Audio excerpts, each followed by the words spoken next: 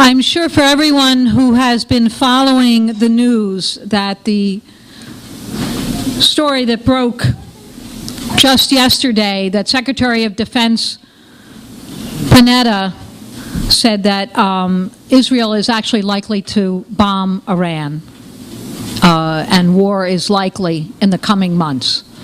And this was a major Washington Post story and then commented on by a lot of the other media.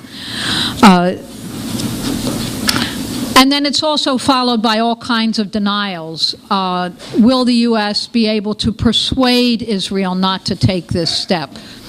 As if the very fiction of it is so outrageous, because Israel couldn't survive a day, an hour without the funding and the backing and the support from the U.S., the diplomatic cover, the arms, the aid. But nevertheless, it's one more sign of an extremely serious situation, and a situation that is so untenable, so impossible to imagine, that it's hard to take seriously, because there's been this precarious edge that's been going on for years now of threats on Iran and not knowing at what point it really could become a possibility. All sorts of leaked documents that says the U.S. has already put in the crosshairs and targets more than 10,000 targets in Iran that would be hit in the first day. And we know what, seeing the terrible experience of Iraq, of shock and awe, we know just how horrendous that can be. So there's no way of knowing when something could reach into overstep by plan, or by miscalculation, or by some forces in the U.S. ruling class who are for this, and others who may be indecisive. But we do know that it would be a horrendous and very dangerous step for all the people of the region, for Iran, of course, but really for the whole world. The possibilities of wider war are also extremely dangerous. And we don't want to be predicting this because we have no way of knowing. We're not in the minds or the planners of the Pentagon generals, but their drive to war and their howling blunder and the devastating setback that they're suffering now in Afghanistan and have just suffered in Iraq, it's not that it teaches them a lesson. It drives them to try to resolve this in another way, or possibly in a wider war. So we want to take it very, very seriously. Now, I want to give a short update on a demonstration which is scheduled to happen tomorrow here in New York, but it was really called 2 weeks ago. 2 weeks ago on an emergency call, date or time not yet set, by a number of organizations in the political movement. And it was a sign that really, on a national basis, what's happening is that there is a feeling of ominous need to take action, and to take action immediately, or that there's a possibility, a very serious possibility of war. Originally, the hope was that there could be coordinated demonstrations in 10 cities. And just to say, tonight, trying to draw up a list, and we're no longer really even able to follow it, but it's up to 83 cities tomorrow where there will be demonstrations. It's quite an amazing development. And yet, as I say, it's not necessarily an exciting development. It means that a lot of people are sensing and feeling for years in work on Iran. There has been its overwhelming silence. It's trying to alert people of the threat.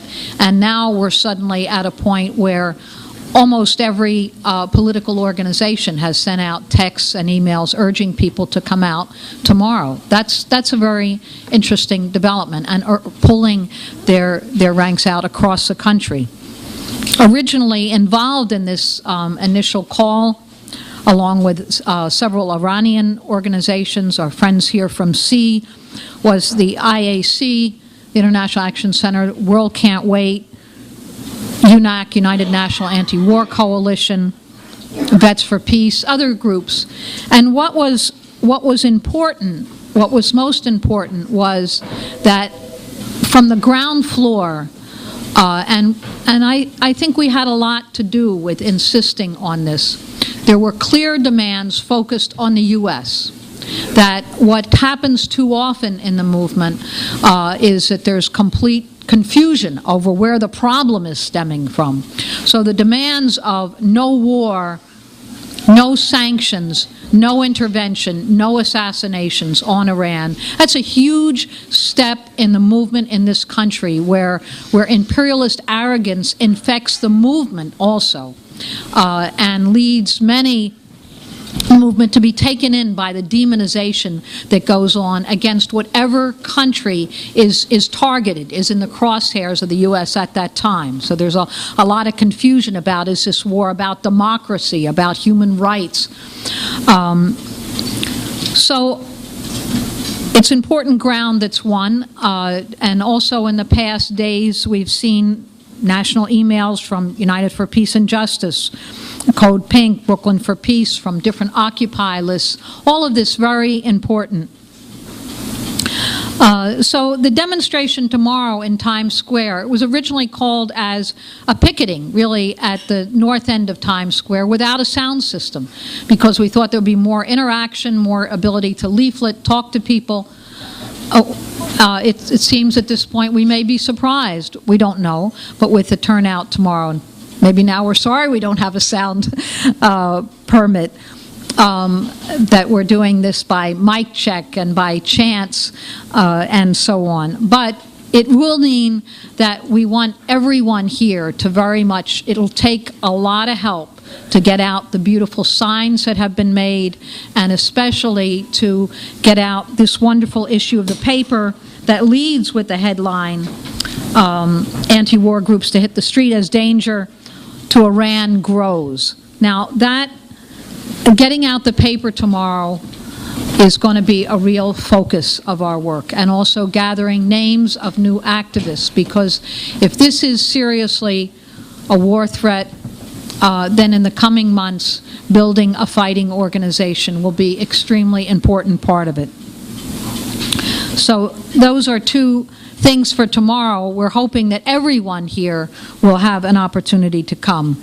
Now, in the final moments here, I just want to say something about why it's so important, because there also are groups who have taken note that the first round of these demonstrations are focused totally on the U.S. And they're beginning to agitate and pressure and say, no, no, it has to also, we got to like hit Iran. We got to call for democracy in Iran and say no to dictatorship, and talk about all kinds of issues that absolutely have no place when any oppressed or developing country is being targeted by imperialism. That's important to recognize. It's really the essence of it. It doesn't mean we have no understanding of the state. What came from the Iranian Revolution was a huge, huge step, a change in the character of Iran, and the U.S. has been hostile ever since. This has nothing to do with nuclear energy, nuclear weapons. It was the U.S. who was building a nuclear reactor for Iran under the Shah. They only became against Iran having nuclear energy once the Shah was no longer there and there was a revolution.